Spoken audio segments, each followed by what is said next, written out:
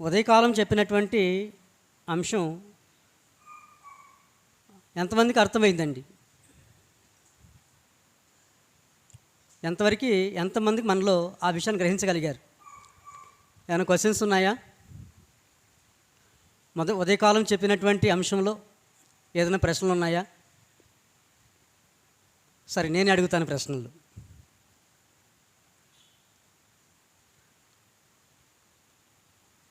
క్రొత్త భూమి క్రొత్త ఆకాశం గురించి మనం నేర్చుకునే సమయంలో ఆకాశం, భూమి, ఆకాశం అనేటువంటి పదజాలాల్ని దేవుడు బైబిల్లో ఏ విధంగా వ్రాయించాడో అనేది తెలుసుకోకముందు కొన్ని విషయాలు మీకు పరిచయం చేశాను.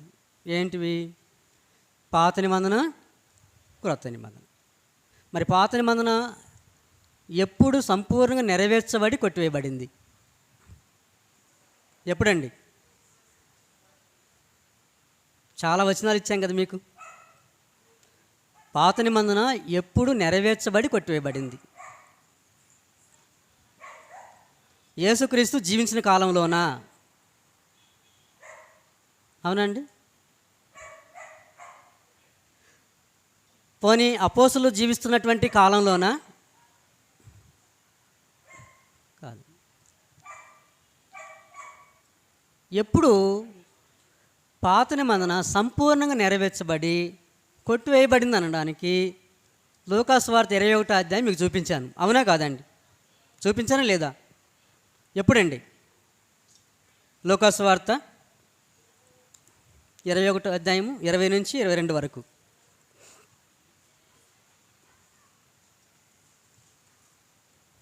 లూకాసు వార్త 21వ అధ్యాయము 20 నుంచి 22 వరకు.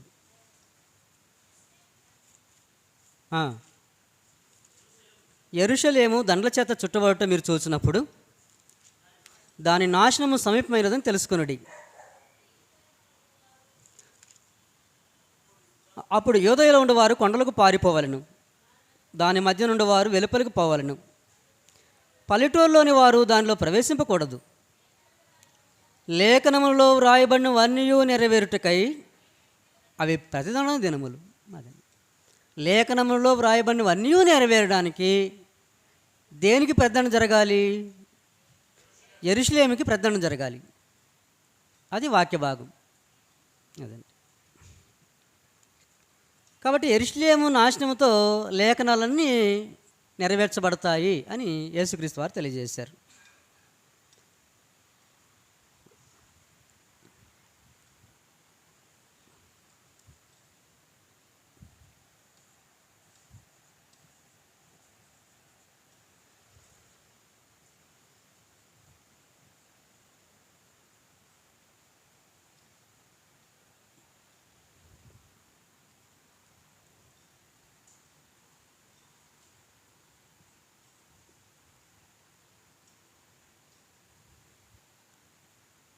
మన పాఠం ఏంటండి? క్రొత్త ఆకాశము, క్రొత్త భూమి. అప్పుడు మన క్రొత్త ఆకాశం, క్రొత్త భూమి అంటే భూమి ఆకాశాలు అంటేనే మన మనసులో మెదిలేదేంటి? భౌతిక సంబంధమైనటువంటి భూమి ఆకాశాలు. అదండి. అప్పుడు క్రొత్త భూమి, క్రొత్త ఆకాశం అలంకారమా, అక్షరార్థమా?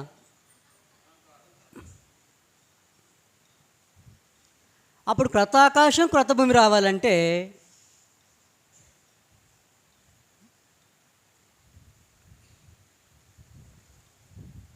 మొదటి ఆకాశం, మొదటి భూమి ఏం కావాలి?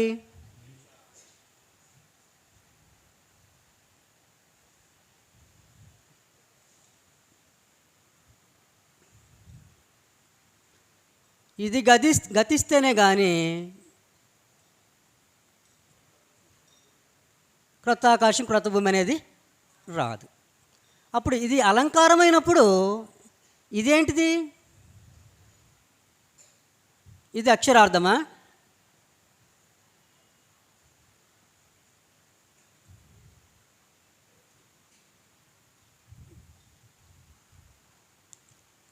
ప్రకటన గ్రంథం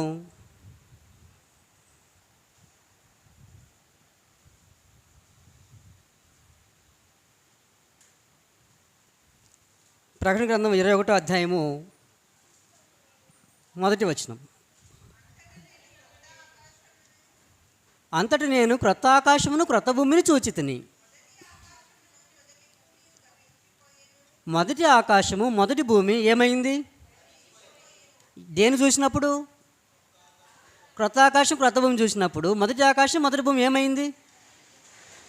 అంటే క్రొత్త ఆకాశం క్రొత్త భూమి వచ్చినప్పుడు ఈ మొదటి భూమి ఆకాశాలు గతిస్తాయి అనేది భౌతికమైనదా, ఆత్మ సంబంధంగా చెప్పాడా పోల్చి అలంకారంగా? అప్పుడు ఇది అలంకారమైనప్పుడు ఇది కూడా ఏమైంది? అలంకారమే.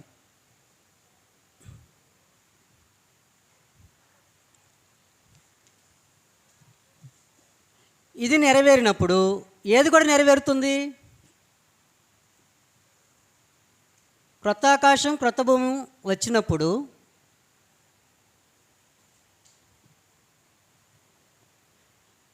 ఏమవుతుంది? ఇది గతించును.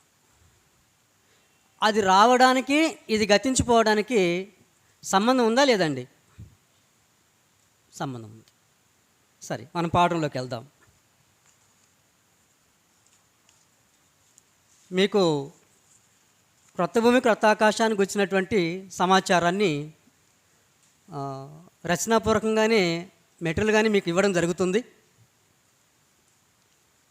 ఇవి మీరు చదివి అర్థం చేసుకోవచ్చు. ఎంతమంది, ఎందుకంటే చెప్తుండగా కొంతమంది రాసుకుంటున్నారు, కొంతమంది రాసుకోలేదు, వింటున్నారు, కొంతమంది వినట్లేదు.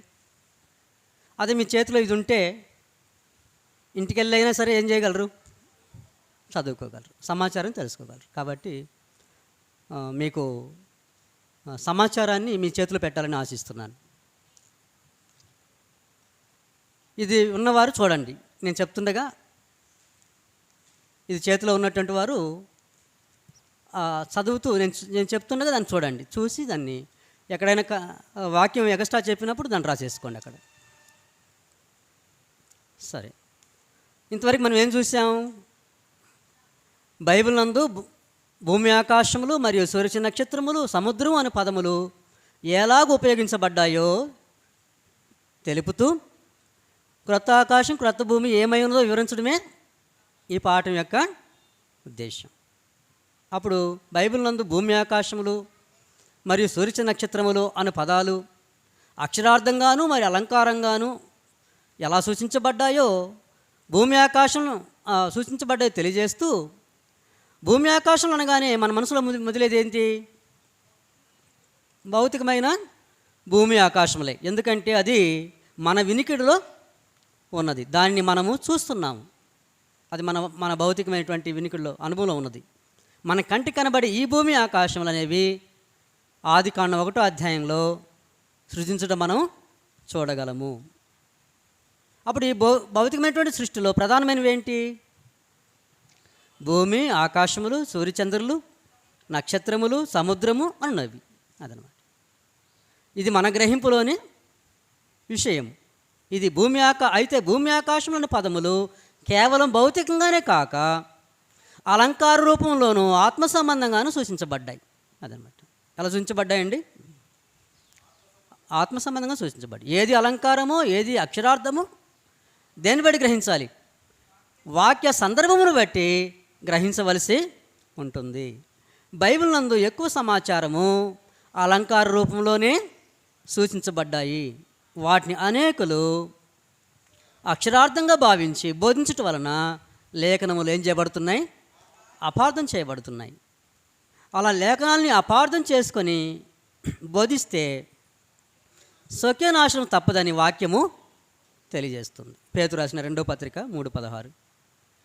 మరి బైబిల్లో భూమి ఆకాశములను సూర్య నక్షత్రములు సముద్రము అను అలంకార రూపంలో ఏ సందర్భాల్లో ఎలాగో సూచించబడ్డాయో పరిశీలించి చూద్దాము. అలంకార రూపంలో ఉపయోగించిన వాటి సందర్భమును మరి క్రింద వాక్యాల్లో మనం చూసాం కదండి. ఎక్కడ? ఆదికాండం 37:5-11 వచనాల్లో యోసేపు కనిన కలలు కదండి. అయితే యోసేపు మాత్రం వారికి ఎలా తెలియజేశాడు? కళను మాత్రం తెలియజేశాడు, భావం మాత్రం వారంతటా వారే గ్రహించగలిగారు.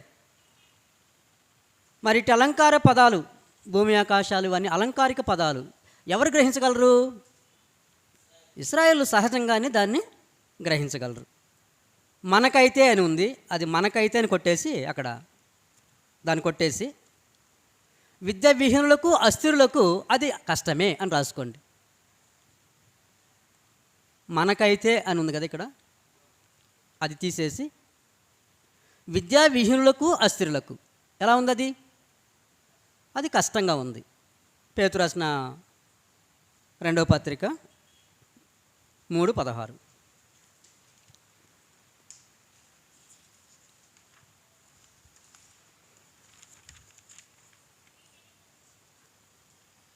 బబులోను నాశనం గురించి చెప్పుకున్నాం.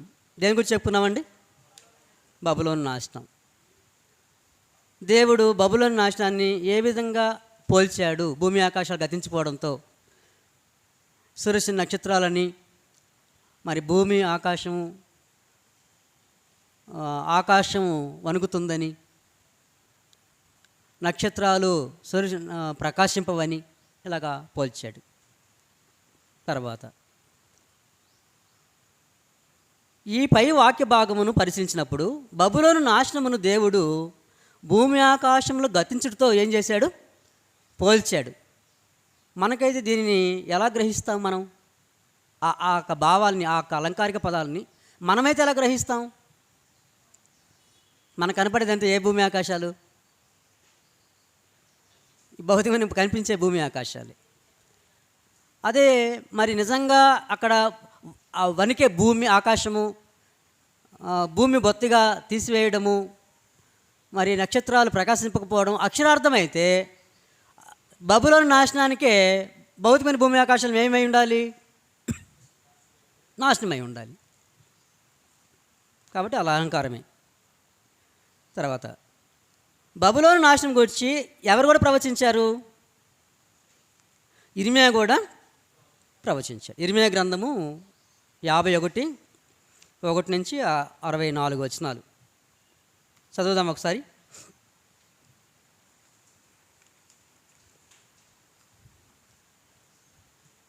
ఇర్మియా గ్రంథం 51.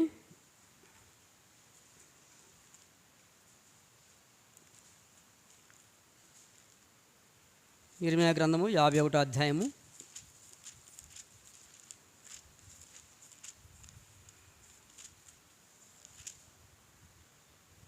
1వ వచనం.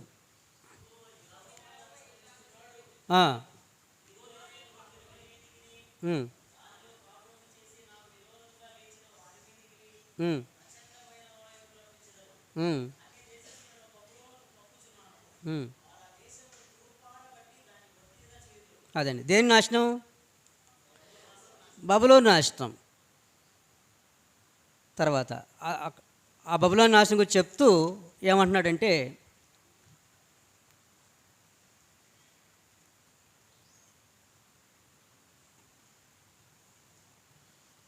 పదైదవ వచనం. ఒక్క నిమిషం. అక్కడ మీకు ఆ వచనాలు రాశాను కదా, బబులోను నాశనం గురించి ఇర్మియా ప్రవచించింది. ఆ వచనాలు చూడండి ఒకసారి. అన్ని దేశస్తులను అంటే మాదీయుల్ని బబులోను మీదకి ఎవరు రప్పించాడు? దేవుడు మాదీయుల్ని. అప్పుడు 70 సంవత్సరాలు బబులోను చెరకి వెళ్ళిపోయారు. ఎవరు? యూదులు. అప్పుడు 70 సంవత్సరాల చెరలో దేవుడు ఆ చెరలో నుంచి విడిపించారు. ఎవరిని? ఇశ్రాయేల్ని, యూదుల్ని. వాళ్ళేమి యెరూషలేముకి వెళ్ళిపోయారు. యెరూషలేముకి వెళ్ళిపోయిన తర్వాత దేవుని ఉగ్రత ఎవరి మీదకి వస్తుంది? ఇప్పుడు బబులోను మీదకి వస్తుంది. బబులోను శిక్షించబోతున్నాడు దేవుడు. ఎవరిని పంపించి? మాదీ పారసీకులను పంపించి. బబులోను రాజ్యం తర్వాత ఏ సామ్రాజ్యం? మాదీయులు, పారసీకులు. అప్పుడు బబులోను శిక్షించబోయేటువంటి వారు ఎవరు? అదనమాట. దేవుడు మాదీ పారసీకుల్ని వాళ్ళ మీదకి పంపించి ఆ బబులోను నాశనాన్ని ఏం చేయబోతున్నాడు? బబులోన్ని నాశనం చేయబోతున్నాడు. అదనమాట. వారు ఆ దేశం 22వ వచనం 25 నుంచి చదువుదాం. 25 నుంచి. సర్వభూమిని నశింపజేయు నాశన పర్వతమా. ఏది నాశన పర్వతం? బబులోను. ఏదంటే అది బబులోను. నీకు నేను విరోధిని. 29వ వచనం. భూమి కంపించుచున్నది, నొప్పి చేత అది గిజగిజలాడుతున్నది. ఏదండి నొప్పి చేత గిజగిజలాడుతుంది అంటే ఈ భూమి కాదు. దేని భూమి అంటున్నాడు? బబులోని ప్రదేశాన్ని భూమి అంటున్నాడు. బబులోని భూమి గజగజలాడుతూ, అసలు భూమి భౌతికమైన ప్రదేశమా లేక ప్రజలు. ఇక 33వ వచనం. ఇక కొంతసేపటికి దానికి కోతకాలం వచ్చును. దేనికి? బబులోని మీదకి. 42వ వచనం. సముద్రమును బబులోని మీదకి వచ్చును. ఏది సముద్రం? అక్కడ బబులోని మీదకి వచ్చే ప్రజలు అంటే ఇప్పుడు వాళ్ళని ఏమని పోల్చాడు? సముద్రంతో పోల్చాడు. అదనమాట అక్కడ. 48వ వచనం.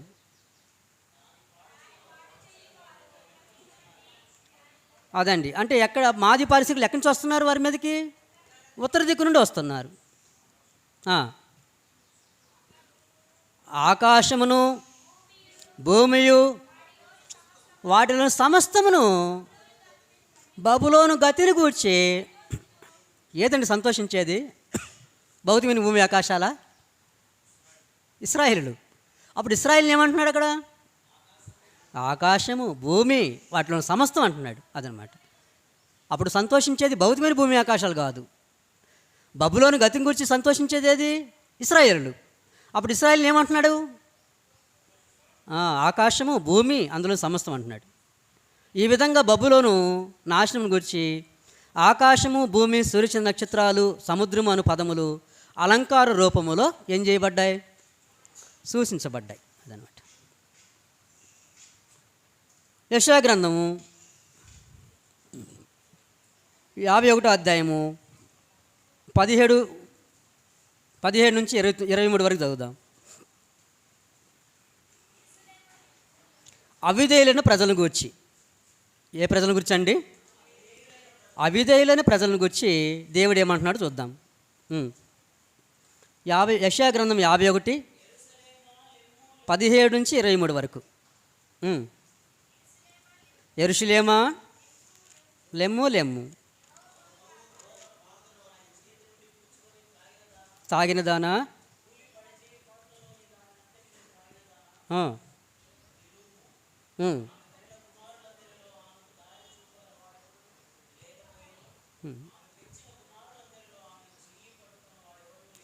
ఆరో వచనం చదవండి.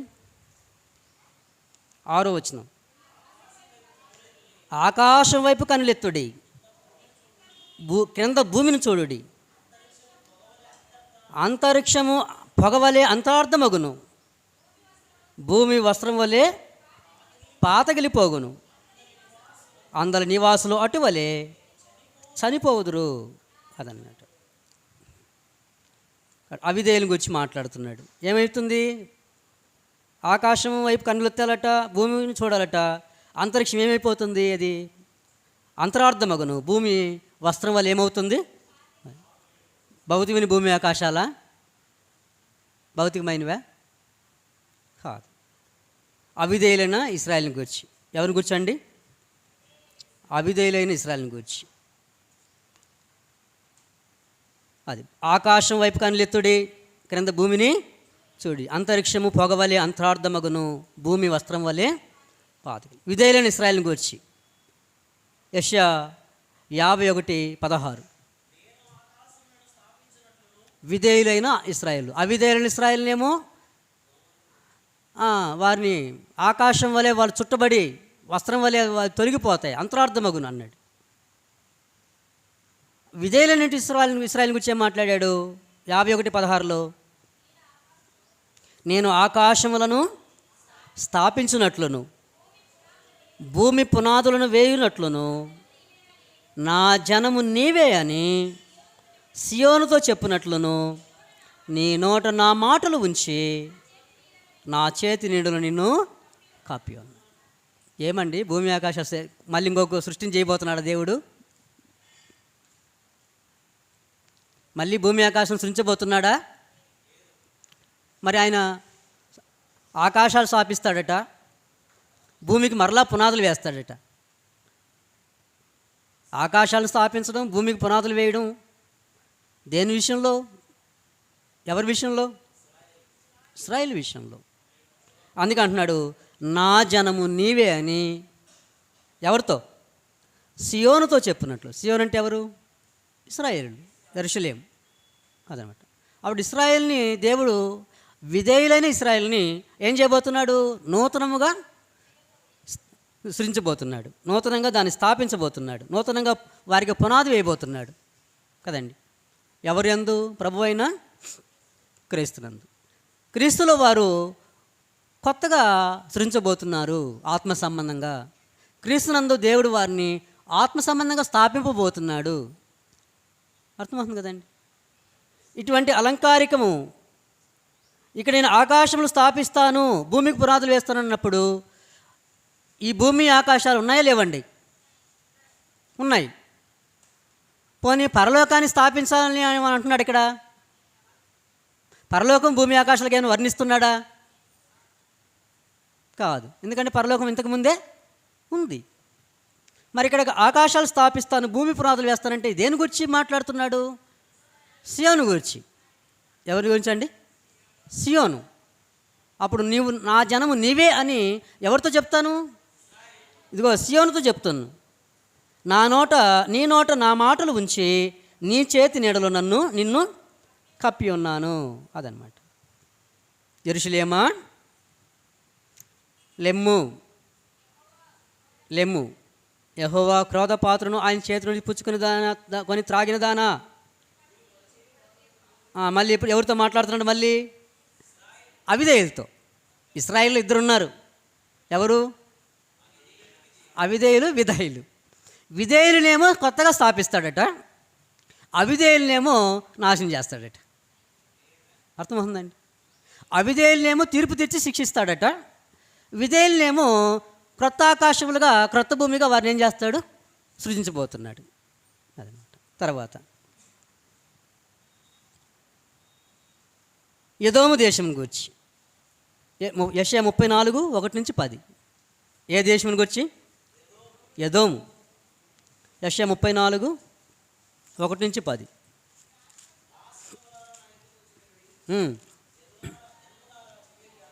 చెవియొగ్గా ఆలకించుడి, వినుగాక.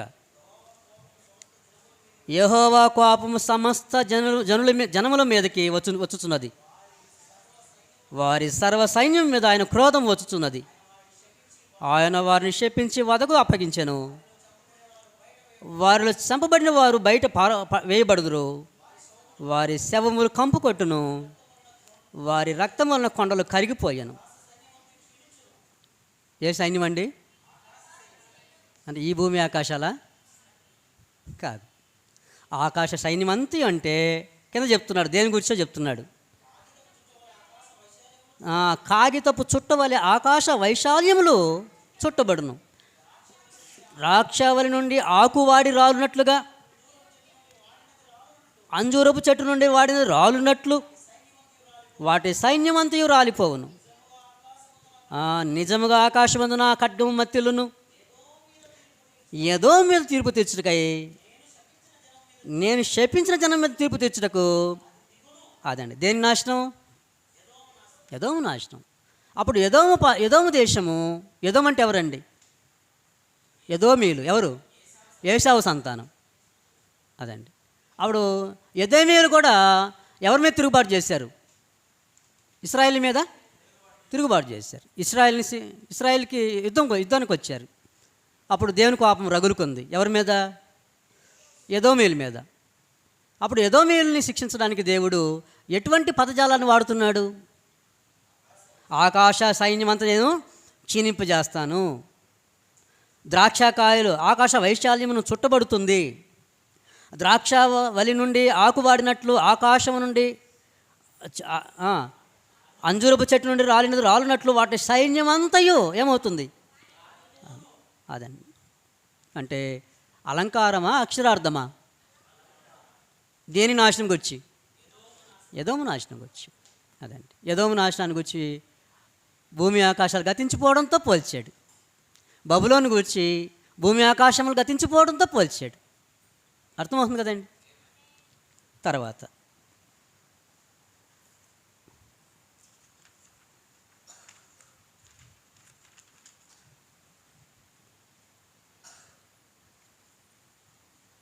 ఆకాశమంతయు నశించిపోవునట్లు ఏం చేయబడింది? ఏదో విషయంలో వర్ణించబడింది. ఆకాశ సైన్యము అంటే మనకు గుర్తుకు వచ్చేది ఏంటిది? సూర్య చంద్ర నక్షత్రములు. అయితే ఎదోము దేశమునకు దేవుడు ఏం చేశాడు? తీర్పు తీర్చి ఉన్నాడు. భౌతికమైన సూర్య నక్షత్రముల గురించినవా? భౌతికమైన శరీరాలు, భౌతికమైన సూర్య నక్షత్రాల గురించా? కాదు. ఇటు అలంకార భాషను ప్రవక్తలు ఉపయోగించినందున, ఇటు అలంకార భాష ఎవరు ఉపయోగించారు? ప్రవక్తలు ఉపయోగించినందున ప్రభువైన యేసుక్రీస్తు వారు మరియు అపోస్తలు కూడా ప్రవక్తల లేఖనాలు తీసుకొచ్చి మాట్లాడేటప్పుడు వారు కూడా ఏ పదాలు ఉపయోగించారు? సేమ్ ఇదే పదాలని వారు కూడా ఉపయోగించారు. అదనమాట, అట్టి భాషను ఉపయోగించారు. ఇప్పటి వరకు మనం ఏం చూసాం? పై వాక్యాలను బట్టి దేవుడు ఆయా దేశములను శిక్షించడానికి వచ్చి భూమి ఆకాశములు గతించడంతో ఎలాగో అలంకార రూపములో పోల్చినో చూసాం. అదనమాట, దేవుడు అలంకార రూపంలో ఆయా దేశాలను శిక్షించడంలో, ఆయా ప్రజలను శిక్షించే విషయంలో భూమి ఆకాశాలు గతించిపోతాయి అన్నట్టు ఎలాగైతే అలా పోల్చాడో ఆ అలంకారిక పదాలని మనం ఇప్పుడు దాకా చూసాం. ఇప్పుడు క్రొత్త భూమి క్రొత్త ఆకాశం గురించి చూద్దాం.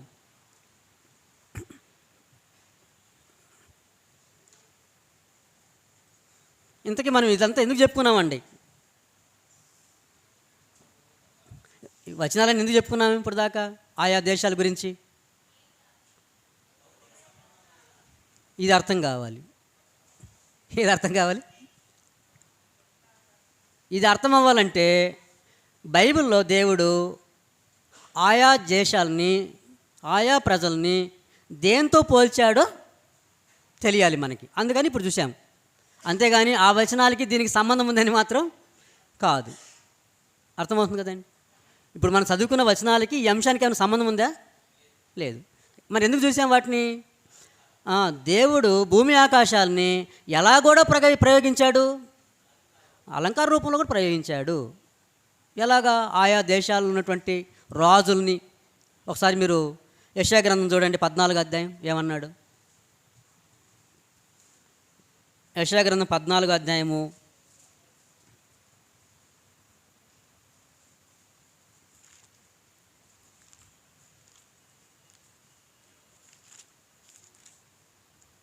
3-4 వచనాలు. నేను ఎరుగుదును, నీ బాధను నీ ప్రయాసని నీ చేత చేయించబడిన కఠిన దాస్యమును కొట్టివేసి యెహోవా నిన్ను ఎక్కడ విశ్రింపజేస్తాడు? మళ్ళీ వాళ్ళని ఎక్కడికి నడిపిస్తాడు? బబులోను 70 సంవత్సరాల తర్వాత వాళ్ళ దేశాన్ని నడిపిస్తాడు. అంటే వాళ్ళకి విశ్రాంతిని ఇస్తాడు. నీవు బబులోను రాజును గురించి అపహాస్యము గీతం ఎత్తి ఇలాగూ పాడుదువు. ఒక గీతం పాడుతావు నువ్వు. ఎవరి గురించి? బబులోను రాజు గురించి. 12వ వచనం ఏమని పాడతావు బబులోను రాజుని గురించి నువ్వు? తేజో నక్షత్రమా, వేకువ చుక్క. బబులోను రాజు ఆకాశంలో ఉన్నాడా? బబులోను రాజు నక్షత్రమా? పోల్చబడిందా? పోలుస్తున్నాడు. ఇక్కడ తేజ నక్షత్రమా, వేకువ చుక్క అని చాలామంది దేన్ని అంటారండి? ఎవరిని అంటారు? లూసిఫర్ని. అసలు లూసిఫర్ అనే పదం ఒక నక్షత్రం పేరు. అది ఇంగ్లీష్ బైబిల్లో ఉంటుంది లూసిఫర్ అని. దేని పేరు అది? ఒక నక్షత్రం పేరు అంటండి లూసిఫర్. ఆ నక్షత్రం యొక్క పేరుతో ఎవరు పోలుస్తున్నాడు? బబులోను రాజు. ఇది బబులోను రాజా సాతాను గురించి చెప్పాడా? సాతాను గురించా ఇది? కాదు. మరి ఎవరి గురించి? బబులోను రాజు గురించి. అప్పుడు బబులోను రాజుని దేంతో పోలుస్తున్నాడు?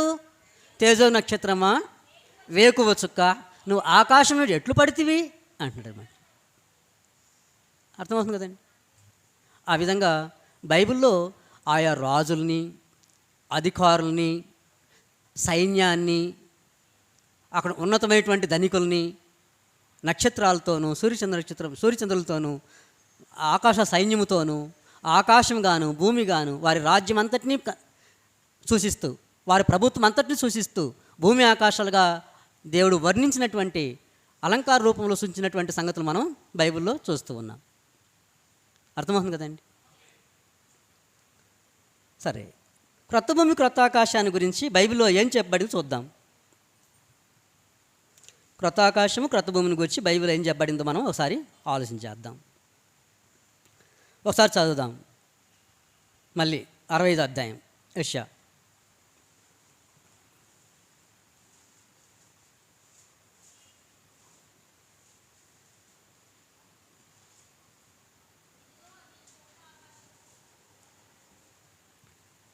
ఇదిగో నేను క్రొత్త ఆకాశమును క్రొత్త భూమిని సృష్టించుచున్నాను. మునుపటివి మరబడును, జ్ఞాపంలోకి రావు. నేను సృష్టించుచున్న దాని గురించి మీరు ఎల్లప్పుడూ హర్షించి ఆనందించుడి. నిశ్చయముగా నేను యెరూషలేమును ఆనందకరమైనటువంటి స్థలముగాను, ఆమె ప్రజలను హర్షించిన వారిని గాను సృష్టించుచున్నాను. నేను యెరూషలేము గురించి ఆనందించెదను, నా జనుల గురించి హర్షించెదను.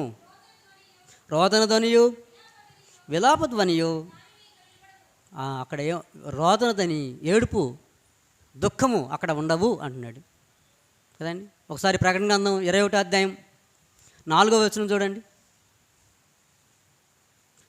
ప్రకటన గ్రంథము 21వ అధ్యాయం 4వ వచనం. ఆయన వారి కన్నుల ప్రతి బాష్ప బిందులను తుడిచివేయను. ఆ వచనం తీసుకొని ఏమంటున్నారు?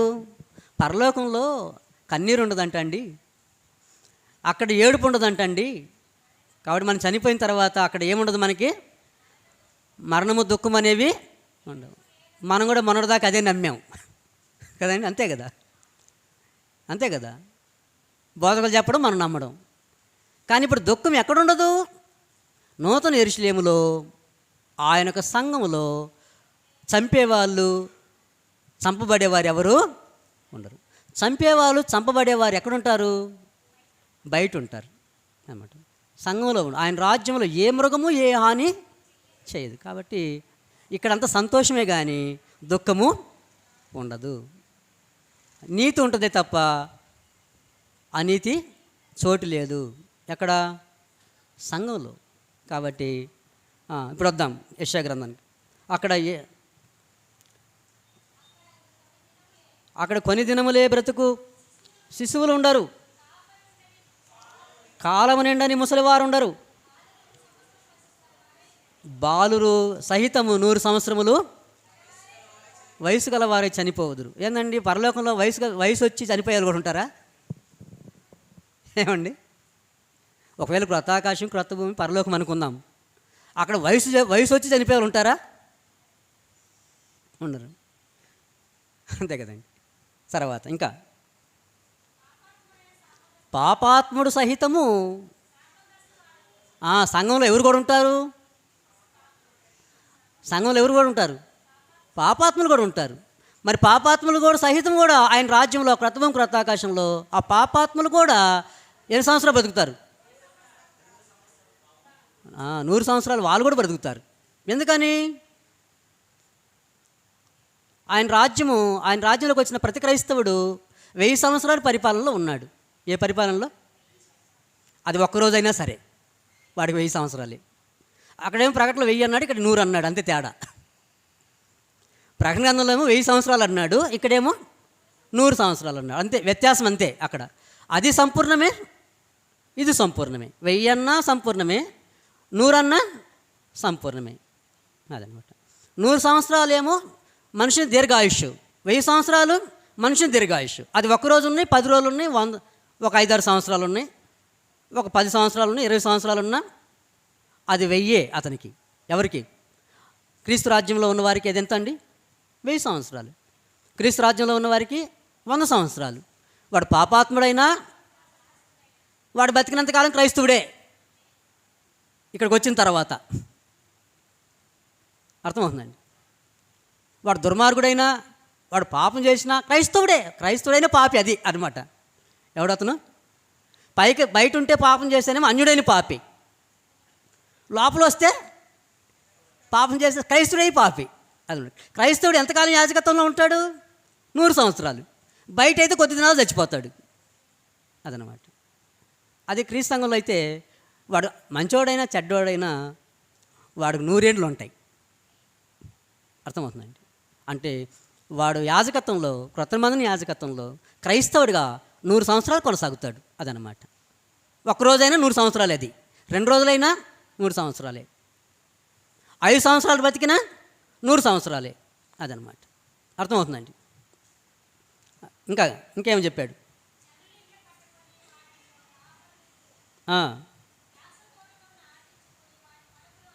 అంటే అంత ఆశీర్వాదకరంగా ఉంటారు ఆయన రాజ్యంలో, లేక కృతాకాశంలో.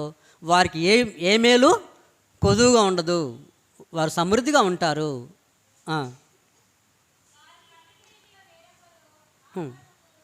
అంటే వారు ఆ విధంగా దీవించబడతారు, వారు ఈ విధంగా ఆశ్రయించబడతారు. ఇవన్నీ ఎప్పుడు జరిగాయి?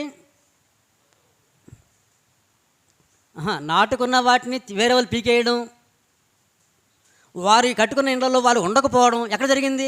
ఏ నిబంధన కింద జరిగింది? ధర్మశాస్త్రం కింద మీరితే, ఆజ్ఞ మీరిన వాళ్ళకి జరిగింది. ఆ నిబంధన కింద జరిగినట్లు ఈ నిబంధన కింద జరగదు అని చెప్పడం అన్నమాట. మీకు అర్థమవుతుందండి? నేను అక్కడ చేసినట్లు ఇక్కడ చేయను. అక్కడైతే నేను అనుజనులకు అప్పగించాను ఇశ్రాయేల్ని. వాళ్ళు కట్టుకున్న ఇండ్లలో వాళ్ళు ఉండలా, అన్యులు వచ్చి ఉండారు.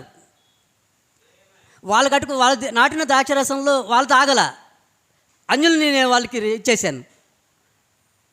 ఎందుకని? వాళ్ళు పాపం చేశారు. ఎవరి కాలంలో? న్యాయాధిపతుల కాలంలో. ఎవరి కాలంలో? రాజుల కాలంలో. అర్థమైందండి? రాజుల కాలంలో పాపం చేసినప్పుడు ఏం జరిగింది? అన్యులకు అప్పగించాడు. లాస్ట్గా ఎవరికి అప్పగించాడు? బబులోనులకు అప్పగించాడు. వాళ్ళని ఇశ్రాయేలు 10 గోత్రాల వారిని ఎవరికి అప్పగించాడు? అష్షూరులకు అప్పగించాడు. అప్పుడు ఆ సోమ్రోన్ పట్టణాన్ని అంతటిని ఎవరు వచ్చి స్వాధీనం చేసుకున్నారు? అష్షూరు రాజు వచ్చి స్వాధీనం చేసుకున్నాడు. అప్పుడు వారు నాటిన పొలాలు, ద్రాక్షరసాలు, వాళ్ళ ఇల్లులన్నీ ఏమైనాయి? వారు వశమైనాయి. అలా ఉండదన్నమాట ఈ సంఘం, ఈ రాజ్యంలో. అదనమాట. అర్థమవుతుందండి? ఆ వచనాలు మీకు అర్థమవుతున్నాయి కదా? పాత నిబంధనలు ఇశ్రాయేలుకి చేసినట్లు నేను చేయను ఇక్కడ. వాళ్ళకి ఆ విధమైనటువంటి శాపం రాదు. ఆ విధంగా నేను వాళ్ళని కష్టపెట్టను, ఆ విధంగా వాళ్ళని శపించను. వాళ్ళు కట్టుకున్న ఇంట్లో వాళ్ళే ఉంటారు, వాళ్ళు పండించిన ద్రాక్షరసవనంలో వాళ్ళే దాన్ని అనుభవిస్తారు అనే పాటలు కనపడట్లేదా? కనపడుతుంది లేవా? అంటే దేవుడు భౌతికంగా ఈ రాజ్యంలో ఉన్నటువంటి వారిని శిక్షించడు, వారిని శిక్షించినట్టుగా శిక్షించడు. కాబట్టి వారి ఇంట్లో వాళ్ళే ఉంటారు, వాడు నాటుకున్న ద్రాక్ష రసాన్ని వారే త్రాగుతారు. నేను అన్యుల వశం చేయను. అదనమాట. అర్థమవుతుంది కదండి? చదవండి కిందకి. ఇంకేమంటున్నాడు? నా జనుల ఆయుష్కాలము వృక్ష ఆయుష్కాలం అంత అగును. నేను ఏర్పరచుకున్న వారు తాము చేసుకున్న ఫలాన్ని ఏం చేస్తారు అంటే, నేను వాళ్ళ అన్ని జనుల జాతికి వారిని ఏం చేయను, అప్పగించను. ఇశ్రాయేలుని అయితే ఏం చేశాను? అనుజనుల చేతికి అప్పగించాను. కానీ వారు దేవుని రాజ్యంలో మాత్రం వారు చేసుకున్న ఫలాల్ని వాళ్ళే అనుభవిస్తారు. అది పాత నిబంధన స్థితిని నేను వారికి ఎన్నడూ నేను ఏం చేయను, కలగజేయను. అంటే భౌతికంగా నేను వారిని శిక్షించను, వారు ఆశ్రదంగానే ఉంటారు దేవుని రాజ్యంలో. ఇంకా వారు వృధాగా ప్రయాసపడరు. అకస్మాత్తుగా కలుగు అపాయం వారికి, అకస్మాత్తుగా అపాయం వల్ల వారి పిల్లల్ని కనరు. ఇదంతా ఏంటి మనకి వర్ణన ఎలా కనపడుతుంది? అక్కడ జరిగినట్టు ఇక్కడ జరగదు అదనమాట. అర్థమవుతుందని మీకు? ఇశ్రాయేలుకి నేను చేసినట్లుగా, ధర్మశాస్త్రం కింద ఇశ్రాయేలుకి చేసినట్టుగా నేను వారిని చేయను. వాళ్ళు నేను ఇక్కడ ఆనందకరంగానే ఉంచుతాను, నా రాజ్యంలో అదనమాట. వారు యెహోవా చేత ఆశ్రయించబడిన వారు అగుదురు, వారి సంతానం వారు వారి వద్దనే ఉందరు, వారికి ఇలాగా జరుగును.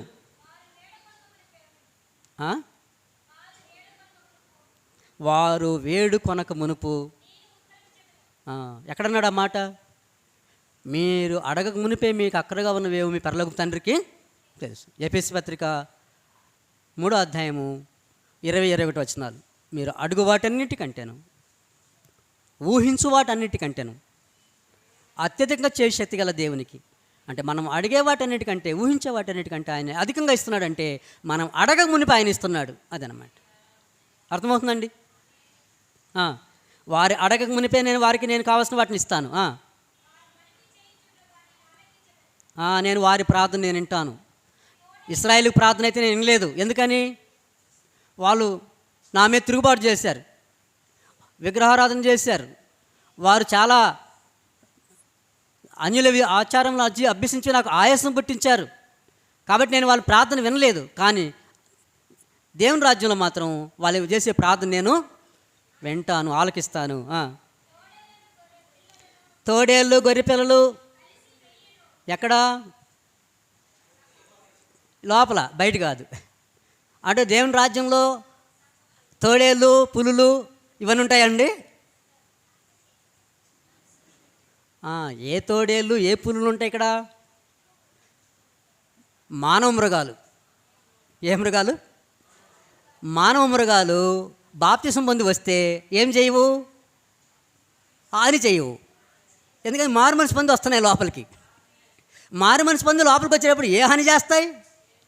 బయట ఉంటే అంతకుడు, ఇక్కడ ఉంటే సాత్వికుడు. బయట ఉంటే వ్యభిచారి, ఇక్కడ ఉంటే పవిత్రురాలు. బయట ఉంటే క్రూరముఖం, ఇక్కడ ఉంటే సాత్వికత్వం. అదనండి గొర్రెపిల్లల స్వభావం. అప్పుడు ఆయన పర్వతముల మీద అవి ఏవి కూడా ఏం చేయదు, హాని. ఏంటి ఆ పర్వతం? దేవుని రాజ్యం, క్రొత్త భూమి, క్రొత్త ఆకాశం. అదండి. అర్థమవుతుంది కదండి? సింహం ఎద్దు మేయును, ఎద్దు వలె గడ్డి మేయును. అంటే దేవుడు సింహం చేత కూడా ఏం మోపిస్తాడు? నిజంగా భౌతికమైన సింహాలు గడ్డి మేస్తాయండి. మానవ సింహాలు అయితే గడ్డి మేపిస్తాడు. ఎక్కడ? దేవుని రాజ్యంలో. అదనమాట. సర్పమునకు ఏమవుతుంది? మన్ను ఆహారం. సర్పము అవ్వను మోసపరిచినప్పుడు దేవుడు దానికి ఆహారంగా ఏమిచ్చాడు? నువ్వు బ్రతుకు దినములన్నీ నువ్వు మంది తిందు అన్నాడు. కాబట్టి ఇక్కడ సర్పాలు బాప్తిసం పొంది, సర్పంలో అని కూడా బాప్తిసం పొంది వస్తే ఆయన రాజ్యంలోకి ఏమి ఆహారం అవుతుంది? వారికి మన్ను ఆహారం అవుతుంది. అంటే ఏమో అర్థం ఏంటి? వాడిని దేవుడు అక్కడ తగ్గిస్తాడు. అదనమాట. అక్కడున్న స్వభావాన్ని ఇక్కడికి వాళ్ళు చూపించరు. అది తర్వాత, నా పరిశుద్ధ పర్వతములో ఇప్పుడు దాకా నేను క్రొత్త ఆకాశం, క్రొత్త భూమి, నూతన యెరూషలేము, నా ప్రజలు, నూతనంగా సృష్టించే ప్రజలని ఎవరిని గురించి మాట్లాడాను? నేను నా పరిశుద్ధ పర్వతం గురించి మాట్లాడాను. మీరు ఒకవేళ వేరే దేనైనా అనుకుంటారేమో, పరలోకం అంటారేమో, లేక ఈ భూమి ఆకాశం కొత్తగా చూపిస్తారని అనుకుంటున్నారేమో. కాదు. నేను ఇంతవరకు మాట్లాడింది వేరే దేని గురించి కాదు, నా పరిశుద్ధ పర్వతం గురించి మాట్లాడాను అన్నాడు. ఏంటి ఆ పరిశుద్ధ పర్వతం? సంఘం, క్రీస్తు ప్రభు యొక్క సంఘం, క్రొత్త భూమి, క్రొత్త ఆకాశం. అర్థమవుతుంది కదండి? తర్వాత క్రొత్త భూమి, క్రొత్త ఆకాశాన్ని గురించి మనము పేతురు పత్రికలో చూస్తాం. క్రొత్త భూమి, క్రొత్త ఆకాశాన్ని గురించి మనం ఎక్కడ చూస్తామండి? పేతురు పత్రికలో చూస్తాం. పేతురు రాసిన 2వ పత్రిక 3వ అధ్యాయం. ఈనాడు అనేకుల్లో ఎక్కువ అపార్థం చేయబడినటువంటి వాక్య భాగం ఏమైనా ఉంటే అది పేతురు పత్రికే. అక్కడ ఖచ్చితంగా మనం చూసినప్పుడు ఈ భౌతికమైన భూమి ఆకాశాలు గతించిపోతున్నట్టుగా ఉంటాయి. అవును కదండి? ఒకసారి చూద్దాం. పేతురు రాసిన 2వ పత్రిక 3వ అధ్యాయము 1 నుంచి 13 వరకు. ప్రియులారా, ఈ రెండో పత్రిక మీకు వ్రాయిచున్నాను. అదండి. 1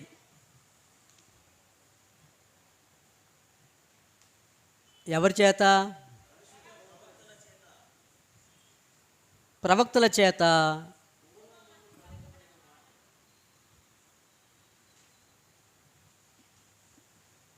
పూర్వమందు పలకబడిన మాటలు.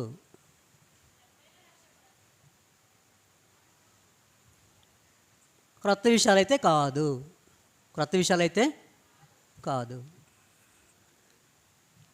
అప్పుడు నేను చెప్పే విషయాలను ఎక్కడ చూడాలి మీరు? పేతురు ఎక్కడ చూడాలంటున్నాడు? పూర్వం ప్రవక్తలు చూడండి మీరు. నేను చెప్పే విషయాలు నేను కొత్తగా చెప్తున్నానేమో, నేను కొత్తగా చెప్తేనేమో మీకు జ్ఞాపకం చేయాల్సిన అవసరం లేదు. నేను కొత్త విషయాలు చెప్పట్లేదు కాబట్టి మీకు ఏం చేయాల్సి వస్తుంది? జ్ఞాపకం చేయాల్సి వస్తుంది. అదనమాట. దేని జ్ఞాపకం చేస్తున్నాను? మీకు పూర్వముందు చెప్పినటువంటి ప్రవక్తలు చెప్పిన వాటిని మీకు జ్ఞాపకం చేస్తున్నాను. తర్వాత చదవండి. ప్రభువైన రక్షకుడు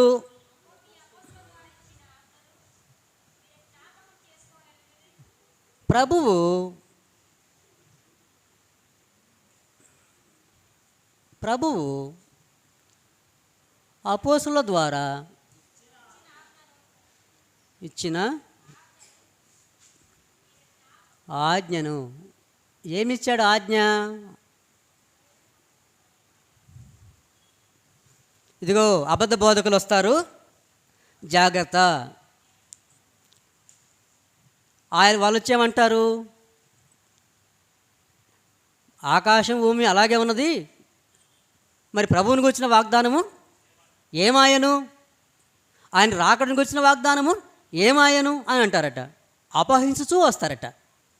అలాంటి అబద్ధ బోధకుల గురించి, అట్లాంటి అపహాసికుల గురించి మీరు ఎలా ఉండండి? జాగ్రత్తగా ఉండమని యేసుక్రీస్తు మత్తయి సువార్త 24వ అధ్యాయంలో ముందుగానే హెచ్చరించాడు. అపోస్తులకు చెప్పాడు. అపోస్తులు మనకి కూడా ఏం చేశారు? పత్రికల్లో ఆనాటి క్రైస్తవులకి దాన్ని ఆజ్ఞాపించారు. అదండి. ఏంటి ఆజ్ఞ?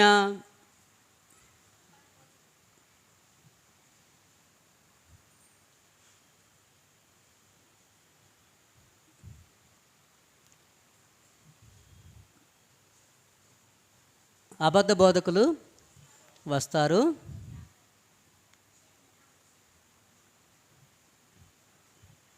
జాగ్రత్త. అది యేసుక్రీస్తు వారు ఎక్కడ చెప్పారు? అపోస్తులకి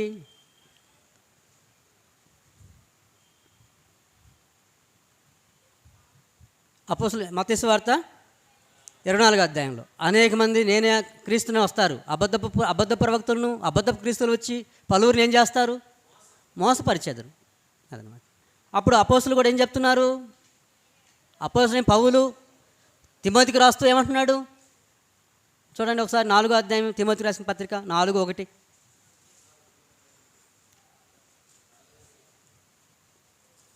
తిమోతికి రాసిన పత్రిక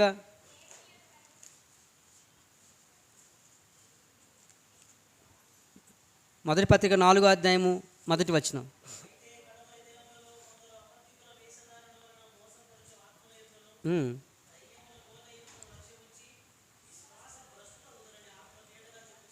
అదండి. ఏ దినాలందు? కడవరి దినాల్లో లేక అంత్య దినాలలో ఇదిగో అబద్ధ బోధకులు వస్తారు, జాగ్రత్త అని చెప్పాడనమాట. ఆ ఆజ్ఞని మీరు మర్చిపోవద్దండి. ఇంకా ముందుకు వెళ్దాం. పేతురు పత్రిక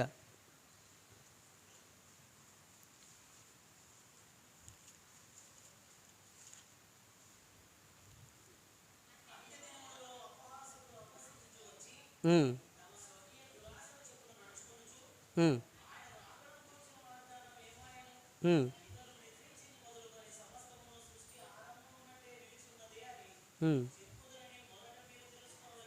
అది ఆయన రాకడకు సృష్టి ఇంకా నిలిచి ఉండడానికి ఏముందంటున్నారు వాళ్ళు?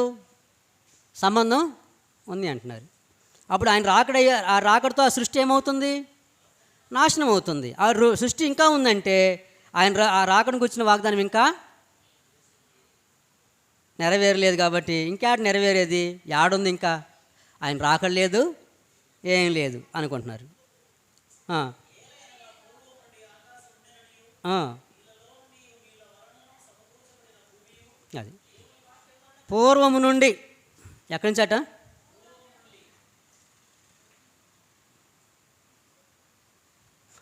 పూర్వం నుండి ఏముంది? ఆకాశం ఉంది, ఆకాశం భూమి ఉన్నది. అప్పుడు ఆకాశం భూమి దేని వలన సమకూర్చబడింది? దేవుని వలన అండి, దేవుని వాక్యం వలన. ఇంకా దేని వలన? భూమి దేని వలన సమకూర్చబడింది? నీళ్ళ వలన. అప్పుడు మనం దేవుని వాక్యం వలన కలిగిన భూమి, ఆకాశము, నీళ్ళ వలన సమకూర్చిన భూమి ఎక్కడ చూస్తాం? వెంటనే మన మనసులో మెదిలేది ఏది? ఆదికాండం 1వ అధ్యాయం. ఈ వాక్యం చదివగానే మనం ఎక్కడికి వెళ్తాం? పోనీ ఈ వాక్యాన్ని చదివే ప్రతి ఒక్కరు ఎక్కడికి వెళ్తారు? ఆదికాండం 1వ అధ్యాయంకి వెళ్తారు. అవునా కదండి? దేవుని వాక్యం వలన కలుగునుగాక, ఆరినే కలబడునుగాక, భూమిని నీళ్ళ వలన సమకూర్చడం, ఇవన్నీ ఎక్కడ చూస్తామండి? ఆదికాండం 1వ అధ్యాయంలో చూస్తాం. కాబట్టి మనకి ఇక్కడ భూమి ఆకాశాలు ఎలా కనపడతాయి మనకి?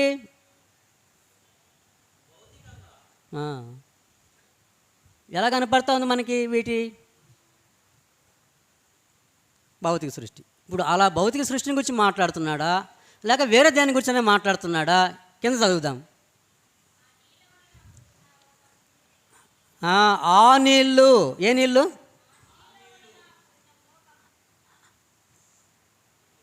ఆదికాండం 1వ అధ్యాయంలో నీళ్ళు కాదు, అదనమాట. ఆదికాండం 1వ అధ్యాయంలో ఉన్న నీళ్లు కాదు, ఆ నీళ్ళు గురించి నేను మాట్లాడట్లేదు. ఒకవేళ పొరపడతారేమో మీరు, జాగ్రత్త. అర్థమవుతుందండి? ఏ నీళ్ళ గురించి మాట్లాడుతున్నాను? ఏ నీళ్ళ వలన అప్పుడు లోకము నీటి వరదలో మునిగి నశించునో ఆ నీళ్ళ వలన సమకూర్చబడిన భూమిని గురించి మాట్లాడుతున్నాను. అదనమాట. అంటే ఎవరి కాలానికి వెళ్ళిపోయాడు? ఆదికాండము 6వ అధ్యాయం నుంచి 8 అధ్యాయాల్లో ఉన్నటువంటి సృష్టిని గురించి మాట్లాడుతున్నాడు. అదనమాట. ఏ సృష్టిని గురించి? ఆదికాండం 6 నుంచి 8 అధ్యాయాలు ఉన్నటువంటి సృష్టి, ఆదికాండం 1వ అధ్యాయంలో ఉన్న సృష్టి. అది ఎందుకని? ఒకవేళ ఆ నీళ్ళ వలన అప్పుడున్న లోకము అంటే ఆదికాండం 1వ అధ్యాయంలో లోకం అన్నాడా? ఆదికాండం 1వ అధ్యాయంలో ఉన్న లోకము నీటి వరదలో మునిగి నశించిందా? మరి నీటి వరదలో మునిగి నశించిన లోకము 1వ అధ్యాయంలో ఉందా? 6, 8 అధ్యాయాలు ఉందా? అక్కడ ఉంది. అప్పుడు నశించిన సృష్టి ఏది? 6వ అధ్యాయంలో నశించిన సృష్టి ఎవరు? పాపులు. నీళ్ళ వలన సమకూర్చబడిన భూమి అది నోవాహు కుటుంబం. నీళ్ళ వలన సమకూర్చిన భూమి ఏది? నోవాహు యొక్క కుటుంబం. అప్పుడు పాపులను ఏం చేశాడు? నీటి వరదలో మునిగి నశింపజేశాడు. నీటి వలన సమకూర్చిన భూమి ఎవరు? నోవాహు కుటుంబం. అర్థమవుతుందండి? అప్పుడు నోవాహు కుటుంబాన్ని భూమిగా, ఆయన నశించిపోయినటువంటి ఆ జనాంగాన్ని నీటి వరదలో అప్పుడున్న లోకము అన్నాడు. ఏమన్నాడు? అప్పుడున్న ఈ పాపులను ఏమంటున్నాడు అక్కడ? అప్పుడున్న లోకము నీటి వరదలో మునిగి ఏమైంది? నశించింది. అయితే వాళ్ళని దేని వలన నాశనం చేశాడు దేవుడు? నీళ్ళ వలన నాశనం చేశాడు. అదే నీళ్ళ వలన దేవుడు ఎవరిని రక్షించాడు? నోవాహు కుటుంబాన్ని. అప్పుడు ఆ నీళ్ళ వలన సమకూర్చిన భూమి ఎవరు? నోవాహు కుటుంబం. అర్థమవుతుందండి? ఇంకా కొద్ది ముందుకు వెళ్దాం, చదవండి. ఇంకా కొద్ది ముందుకు వెళ్దాం. అయితే ఇప్పుడున్న ఆకాశం భూమియు, అదండి ఇప్పుడున్న భూమి ఆకాశము అంటే వెంటనే మన మనసులో మెదిలేది ఏది? ఏమండి? అంటే మనం అంతా ఈ భౌతికమైన భూమి ఆకాశాలు నింపబడిపోయి ఉన్నాం. మన మైండ్ అంతా కూడా భూమి ఆకాశాలు అనగానే ఈ కనిపించే భూమి ఆకాశాలు తప్ప మన మైండ్లోకి ఇంక ఏది రాదు. ఇక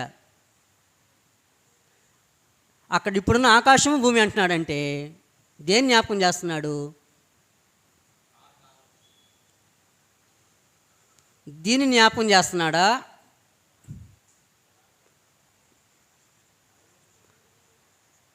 భౌతిక సృష్టిని జ్ఞాపకం చేస్తున్నాడా? పేతురు గారు దీన్ని చెప్తున్నాడా, దీన్ని చెప్తున్నాడా?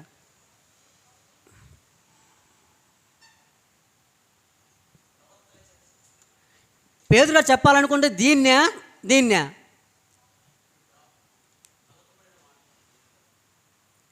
దేన్ని జ్ఞాపకం చేయాలనుకుంటున్నాడు? ప్రవక్తల చేత పూర్వం పలికిన మాటల గురించి మాట్లాడాలనుకుంటున్నాడా? భౌతికమైన సృష్టిని గురించి మాట్లాడాలనుకుంటున్నాడా పేతురు గారు? అప్పుడు ప్రవక్తల ద్వారా చెప్పినటువంటి మాటలు ఏంటి?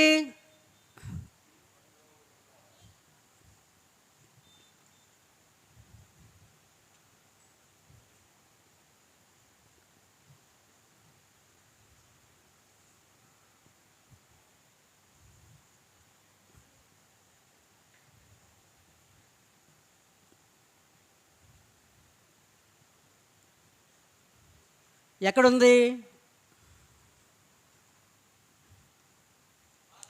పాత నిబంధనలో ఉంది.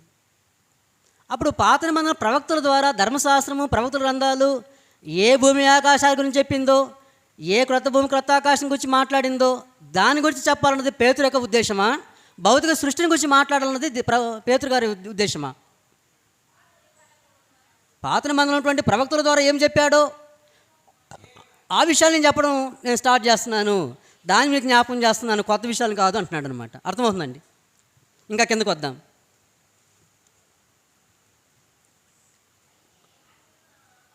అయితే ఇప్పుడున్న ఆకాశం భూమియు భక్తిహీనుల తీర్పు నాశనము జరుగు దినము వరకు అగ్ని కొరకు నిల్వ చేయబడినది. అదే వాక్యం వలన భద్రం చేయబడినది. ఏ వాక్యం వలన? అదే వాక్యం అంటే ఇక నేను మనుషులను నీటి వలన జలప్రలయం వలన ఏం చేయను, నేను నాశనం చేయను అనే ఆ మాట వలననే అది అగ్ని కొరకు నిల్వ చేయబడింది. అదనమాట.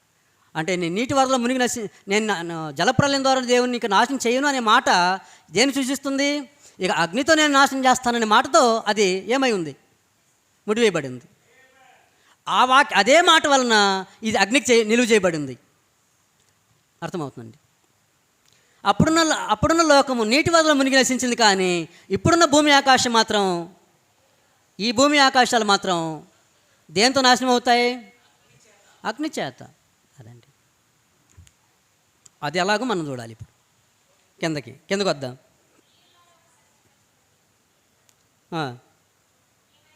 ఏమనగా ప్రియులారా, ఒక సంగతి మర్చిపోకుడి. ఏమనగా ప్రభు దృష్టికి ఒక దినం 1000 సంవత్సరం వలెను, 1000 సంవత్సరంలో ఒక దినం వలెను ఉన్నవి. కొందరు ఆలస్యం అని ఎంచుకున్నట్లు ప్రభువు తన వాగ్దానం గూర్చి ఆలస్యం చేయవాడు కాడు. అదండి. దేని గురించి మాట్లాడుతున్నాడు పేతురు గారు? ఏమండి? భౌతికమైన భూమి ఆకాశాలు గతించడం చెప్పడం పేతురు ఉద్దేశమా? పేతురు ఉద్దేశం ఏంటి? దేని గురించి చెప్పడం పేతురు గారి ఉద్దేశం? ప్రభు యొక్క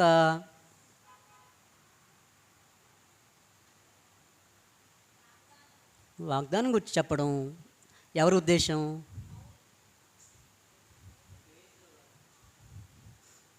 పేతురు ఏం చెప్పాలనుకుంటున్నాడు? అక్కడ ఉన్నటువంటి క్రైస్తవులైన ఇశ్రాయేలుకి, యూదులైన క్రైస్తవులకు, పాత నిబంధన గ్రంథంలో పరిచయం ఉన్నటువంటి ఇశ్రాయేలుకి, పాత నిబంధన ప్రకారం ఎదురు చూస్తూ క్రైస్తవులైనటువంటి విశ్వాసులైనటువంటి క్రైస్తవులకి అపోస్తుడు అన్యులకు యూదులకు అపోస్తుడైనటువంటి పేతురు యూదులకు అర్థమయ్యే భాషలో ఏ విషయాన్ని జ్ఞాపకం చేయాలనుకుంటున్నాడు? ప్రభు వాగ్దానం గురించి. ఏంటి ప్రభువుని గురించిన వాగ్దానము?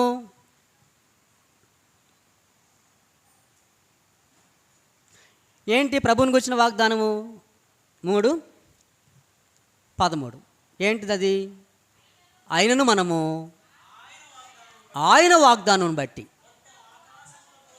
క్రొత్త ఆకాశముల కొరకును. ఇప్పుడు ఏంటిది వాగ్దానము? క్రొత్త ఆకాశము, క్రొత్త భూమి. అర్థమవుతుందండి? అప్పుడు పేతురు గారు చెప్పాలనుకుంటుంది ప్రభువును గురించిన వాగ్దానం గురించా, భౌతికమైన సృష్టిని గురించా? అయితే ఆ వాక్యం చదివే వాళ్ళందరూ మనసు ఎక్కడికి వెళ్తూ ఉంది? ఎందుకని? వాళ్ళకి లేఖనాల మీద కంటే భౌతికమైన భూమి ఆకాశాల మీద మనసు ఎక్కువగా ఉంది. ఎక్కడుంది అది? అంటే భౌతికమైన భూమి ఆకాశాలంటే వారికి వెంటనే అర్థం చేసుకోగలరు, అట్లుందన్నమాట. అర్థమవుతుందండి. పేతురు గారు ఏమంటున్నారు? ఇప్పుడు భూమి ఆకాశాలు అనేవి అక్కడ నేను రాస్తున్న విషయాలు కష్టమైనవి అంటున్నాడా, వెంటనే మీకు అర్థమైపోతాయి అంటున్నాడా? 16వ వచనంలో 13వ వచనంలో దేని గురించి చెప్పాడు? అప్పుడు 16వ వచనంలో ఏం చెప్పాడు? వీటిని గురించి. ఏటిని గురించి? క్రొత్త భూమి క్రొత్త ఆకాశం గురించి. దేని గురించి? ప్రభు యొక్క వాగ్దానం గురించి నేను చెప్తున్న విషయాలు. ఇప్పుడు చదవండి. పౌలు గారు తన పత్రికలన్నిలో చెప్పాడు, బోధించున్నాడు. అయితే ఇప్పుడు నేను చెప్తున్నటువంటి వాగ్దానం గురించినటువంటి సంగతులు, క్రొత్త భూమి క్రొత్త ఆకాశం గురించిన కొన్ని సంగతులు వీళ్ళు ఎలా గ్రహిస్తున్నారు? సులభంగా. పౌలు చెప్పిన విషయాలు మాత్రం ఎలా ఉన్నాయి గ్రహించడానికి? కష్టంగా ఉన్నాయి. వీళ్ళకి భూమి ఆకాశాలను గుర్తు అర్థం చేసుకోవడానికి ఎలా ఉన్నాయి? సులభంగా ఉన్నాయి. ఎలా ఉన్నాయి? అప్పుడు భూమి ఆకాశాలు అనేవి కష్టమైనవా, సులభమైనవా? అప్పుడు ఆ భూమి ఆకాశాలని పదాలు అలంకార రూపంలో అర్థం చేసుకోవాలంటే కొద్ది కష్టమే కదండి. అప్పుడు ఆ కష్టమైన విషయాలని గుర్తించడానికి మనం ఎక్కడి నుంచి రావాల్సి వచ్చింది? మొత్తం ఇక అలంకారంగా ఎక్కడెక్కడ చెప్పాడో మొత్తం అంతా వివరించుకోవడానికి వచ్చాం. అంత సమాచారం తెలిస్తే కానీ ఇక్కడ రాదు, ఇది తెలియదు అనమాట. అర్థమవుతుందండి. కాబట్టి పేతురు గారు చెప్పాలనుకుంటుంది పత్రికలో దీని గురించి కాదు. దేని గురించి? ప్రభు యొక్క వాగ్దానములో ఉన్నటువంటి క్రొత్త భూమి క్రొత్త ఆకాశం గురించి చెప్పడమే పేతురు తన రచనలో చెప్పాలనుకున్నటువంటి విషయం. అర్థమవుతుందండి. అప్పుడు క్రొత్త భూమి క్రొత్త ఆకాశము ఎక్కడుంది?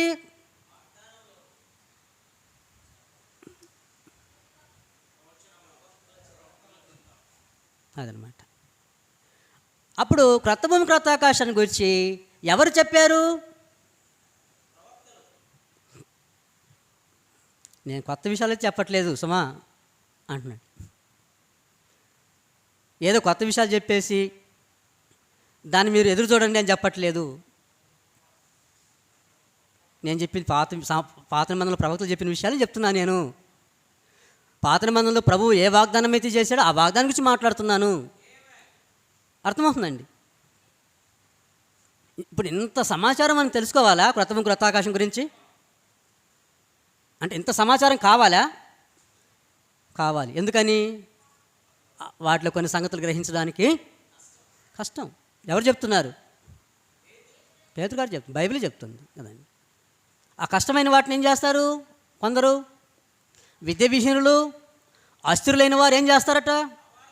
తమ స్వకీయ నాశనానికి అపార్థం చేస్తారట కదండి. అర్థమవుతుందండి. కాబట్టి ఎవరు ఇప్పుడు పేతురు పత్రికని అపార్థం చేసింది ఎవరు? ఎవరైతే భౌతికమైన సృష్టిని గురించి ఆలోచిస్తున్నారో, ఎవరైతే అక్కడ ఉన్నటువంటి సంగతుల్ని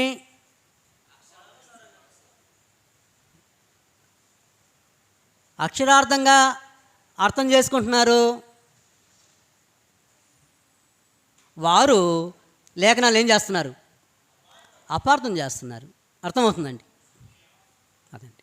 కాబట్టి పేతురుపత్రికలు మళ్ళీ ఇంకా కొద్ది కిందకు వద్దాం.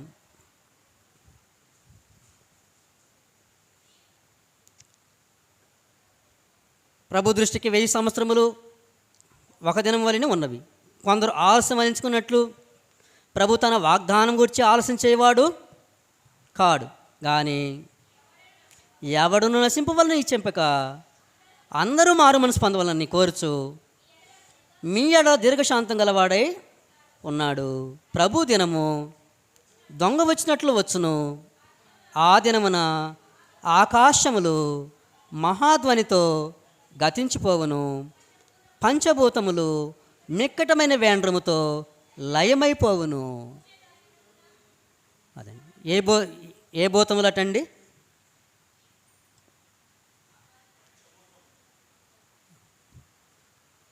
పంచభూతములు అంట. అక్కడే వచ్చిన సమస్య అంతా. ఇప్పుడు సమస్య అంతా ఎక్కడ వచ్చింది? అది పంచభూతములు అన్నాడు కాబట్టి అది భౌతికమైన సృష్టి. అదే భావం అక్కడ.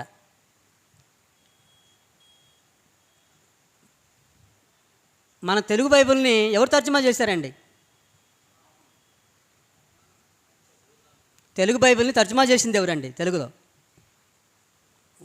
భూతులు వచ్చేసి భూతములు, సారీ, పంచభూతములు. పంచభూతములు అంటే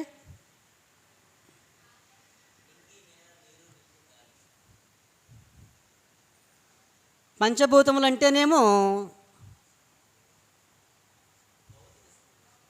భౌతిక సృష్టి. అప్పుడు తీసేస్తే ఏమైంది? వాస్తవంగా పంచ అని పెట్టింది ఎవరు? తెలుగు బైబిల్ని తర్జుమా చేసిన బ్రాహ్మణులు. ఎవరండి? అప్పుడు మనం ఎబ్రీ గ్రీకులోకి వెళ్తే, లేక రిఫరెన్స్ బైబిల్లోకి వెళ్తే, మీ దగ్గర ఉంది ఎక్కడైనా? ఎవరి దగ్గర రిఫరెన్స్ బైబిల్? రిఫరెన్స్ బైబిల్ ఉందా మీ దగ్గర? ఎవరి దగ్గరన్నా రిఫరెన్స్ బైబిల్ చూడండి. ఏమని ఉంటుంది? ఏముందండి రిఫరెన్స్ బైబిల్లో? దాన్ని సరి చేశారు. మళ్ళీ పంచభూతములు కాదు భూతములు అని తర్జుమా చేశారు. మళ్ళీ సరి చేశారనమాట. అప్పుడు భూతములు అని దేని అనింది బైబిలు? గలతీ పత్రిక. భూతములు అని బైబిల్ దేని గురించి మాట్లాడింది? గలతీ పత్రిక. ఏంటిది భూతములు? అక్కడ పంచభూతములు అనేది మరి పంచ అనేది చేర్చారు వాళ్ళు. అక్కడ భూతములు అనే పదం దగ్గర పంచ చేర్చారు, అందుకే పంచభూతములు అయింది. ఎప్పుడైతే పంచభూతములు అనగానే మనసంతా దేని మీదకి వెళ్ళిపోయింది? భౌతికమైన సృష్టి మీదకి వెళ్ళింది. కానీ ఆదిమ భాషలో అలా లేదు. ఏమనుంది? భూతములు అని ఉంది. అప్పుడు భూతములు అనే దానికి అర్థం ఏంటి? బైబిల్ ఏమిచ్చింది చూడండి. గలతీ పత్రిక 3వ అధ్యాయము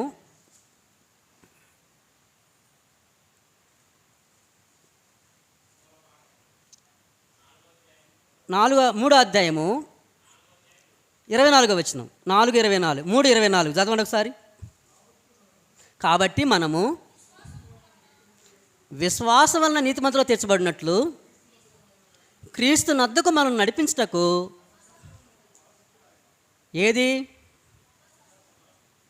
ధర్మశాస్త్రము మనకేమైంది? బాలశిక్షకుడు.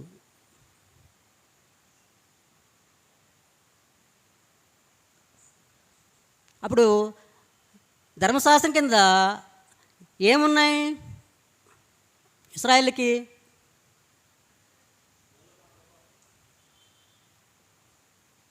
ఏమున్నాయండి? మూలపాఠాలు. ఎక్కడున్నాయి ఇశ్రాయేలుకి మూలపాఠాలు? ధర్మశాస్త్రంలో ఉన్నాయి. అప్పుడు ధర్మశాస్త్రం కింద వారు ఏమై ఉన్నారు? ధర్మశాస్త్రం కింద ఏమై ఉన్నారు వారు? బాలురు. అంటే ఇంకా చిన్నపిల్లల దశ. ఎక్కడ? ధర్మశాస్త్రం కింద. ఎవరికి? ఇశ్రాయేలుకి. 4వ అధ్యాయంకి వద్దాం. 4వ అధ్యాయం. మరియు నేను చెప్పినది ఏమనగా, వారసుడు అన్నిటికీ కర్త అయి ఉన్నాను, బాలుడైనంత కాలం. ఎక్కడ? దేని కింద? ధర్మశాస్త్రం కింద. బాలుడైనంత కాలము అతనికిని దాసునికిని ఏ భేదం లేదు. తండ్రి చేత నింపబడిన దినం వచ్చే వరకు అతడు సంరక్షణ యొక్కయు గృహ నిర్వాహకుల యొక్కయు ఆధీనంలో ఉండును. అటువలే మనం బాలురై ఉన్నప్పుడు, ఎక్కడండి? ధర్మశాస్త్రం కింద బాలురమై ఉన్నప్పుడు. అది లోక సంబంధం అంటే, లోక సంబంధం అనే మాట, లోకము అనే పదం, ఈ లోక సంబంధమైన మాటలు బైబిల్లో ఈ యుగము అని తర్జుమా చేయబడింది. ఏ యుగము? ఏ యుగము? ధర్మశాస్త్ర యుగం అంటే ఇశ్రాయేలు యుగం, అదనమాట ధర్మశాస్త్ర యుగం. ఈ లోకము సంబంధం మూలపాఠాలు అంటే ఇశ్రాయేలుకు సంబంధించినటువంటి మూలపాఠములు, ఇశ్రాయేలుకు సంబంధించినటువంటి మూలపాఠముల కింద మనము దాసులమై ఉంటిమి. దేని కింద దాసులమై ఉంటుంది? మనం ధర్మశాస్త్రం కింద దాసులమై ఉంటుంది. ధర్మశాస్త్రం యొక్క దాస్యం కింద ఉన్నాము. అప్పుడు అది ఏంటి? అవి మూలపాఠాలు. ఇప్పుడు చదవండి, మూలపాఠాల దగ్గర ఏముందో నెంబర్ ఇచ్చాడు. ఒకటి ఏమిచ్చాడు? అదనమాట. అప్పుడు ధర్మశాస్త్రం యొక్క మూలపాఠాలని ఏమంటున్నాడు?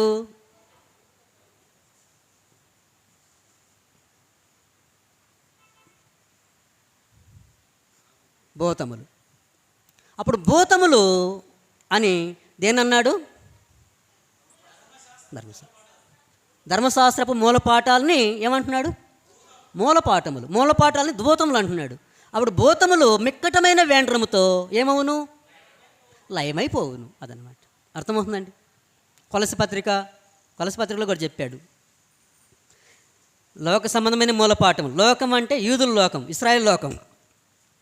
ఇశ్రాయేల్ లోకం యొక్క మూలపాఠాలు 2:8 కొలస్సి. ఆయనను అనుసరింపక, మనుషులంటే యూదుల పారంపచారం. ఎక్కడి నుంచి వచ్చింది వారికి పారంపచారము? ధర్మశాస్త్రాన్ని బట్టి వచ్చింది. అవి ఏ సంబంధమైనవి? ఈలోక సంబంధమైనటువంటి బలిపీఠం, ఈలోక సంబంధమైనటువంటి ఆచారాలు, ఈలోక సంబంధమైనటువంటి అన్నపానములు, ఈలోక సంబంధమైన పండగలు, ఈలోక సంబంధమైనటువంటి పండుగ, అమావాస్య, విశ్రాంతి దినము, ఈలోక సంబంధమైనటువంటి గుడారము, లోక సంబంధమైనటువంటి మూలపాఠాలు అనుసరించి మోసకరమైన నిరతక తత్వజ్ఞానము చేత మీరు మిమ్మల్ని చెరపట్టుకొని, ఆ యూదుడు మళ్ళీ ధర్మశాస్త్రం కిందకి నిన్ను చెరపట్టుకొని పోకుండా, ఎవడైనా వస్తాడేమో జాగ్రత్తగా ఉండండి. అవి ఈలోక సమటువంటి మూల పాఠం. అక్కడ కింద ఏమన్నాడు? కొలసి పత్రికలో మూలపాఠాల దగ్గర భూతములు. అదండి. ఏంటి అవి? భూతములు అంటే మూలపాఠాలు ఎక్కడున్నాయి? అప్పుడు ధర్మశాస్త్రం ఏమవుతుంది? ధర్మశాస్త్రం అంతటిని ఏమంటున్నాడు? భూతములు మెక్కటమైన వేండ్రంతో ఏమవుతుంది? ఇప్పుడు వద్దాం పేతురు పత్రిక. అది అర్థమైందండి? భూతములు అనే మాటకు అర్థమైందా?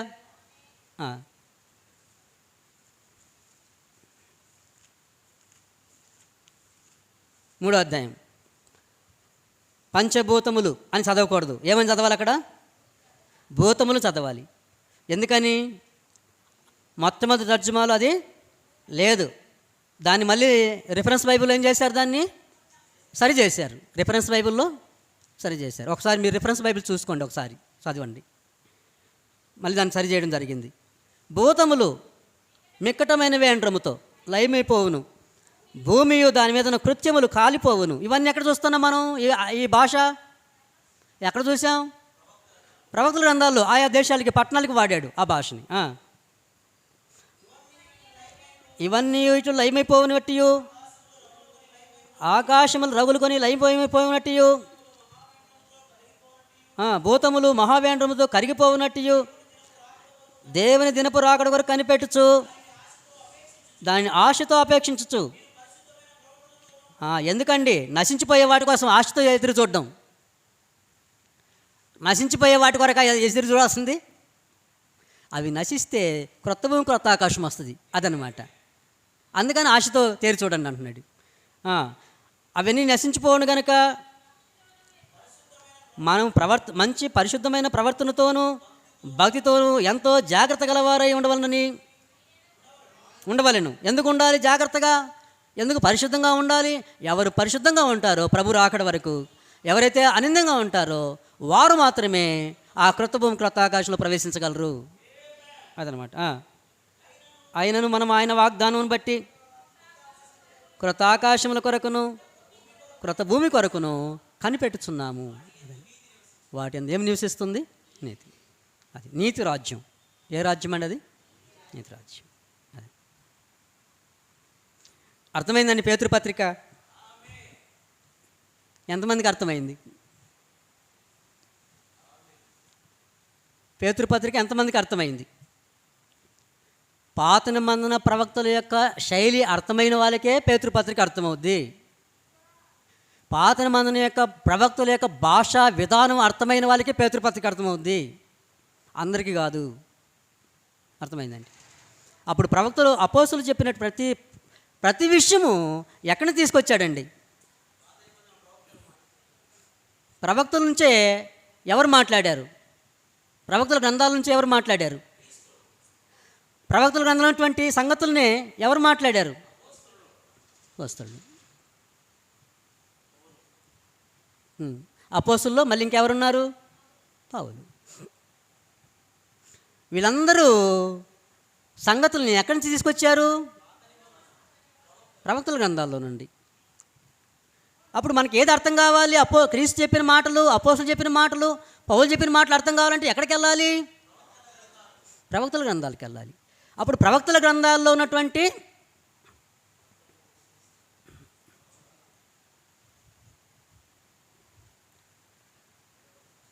ఇక్కడికి వెళ్ళాలి. ఇక్కడికి వెళ్తే కానీ విషయాలు మనకి అర్థం కావు. కానీ పేతురుపత్రిక చదివేవారు వెళ్తున్నారా ప్రవక్తల గ్రంథాల దగ్గరికి? వెళ్తున్నారండి? ఎక్కడికి వెళ్తున్నారు వాళ్ళు సరాసరి? వాళ్ళు ఎవరికి ఇచ్చారు ఆ జ్ఞానం? అలా ఆలోచించాలి దాన్ని అని ఎవరు చెప్పారు వాళ్ళకి? ఈ బోధకులందరూ. ఎవరంతా? అపార్థం చేసిన వాళ్ళందరూ అలా బోధించేశారు వాళ్ళకి. అందుకని పేతురుపత్రిక అర్థం కాకుండా చేసేసారు. అర్థమైందండి? మళ్ళీ మనం పాత నిబంధనలోకి వెళ్ళి ఇంకా కొన్ని విషయాలు నేర్చుకొని మళ్ళీ ఇంకా ఎక్కడెక్కడ ఉన్నాయో, మొదటి భూమి మొదటి ఆకాశం గతించిపోయే సంగతులు ఎక్కడున్నాయో చూడడానికి ప్రయత్నం చేద్దాం. రేపటి దినం నా ప్రయత్నం చేద్దాం. ఎక్కడండి? మొదటి భూమి మొదటి ఆకాశం గతించిపోయే సంగతులు ఎక్కడైనా ఉన్నాయా? ఉంటే అవి ఎక్కడున్నాయి అనే విషయాన్ని రేపటి రోజున మనం పరిశీలించడానికి ప్రయత్నం చేద్దాం. శ్రద్ధగా మీరందరూ విన్నందుకు నా హృదయపూర్వక వందనాలు తెలియజేస్తున్నాను.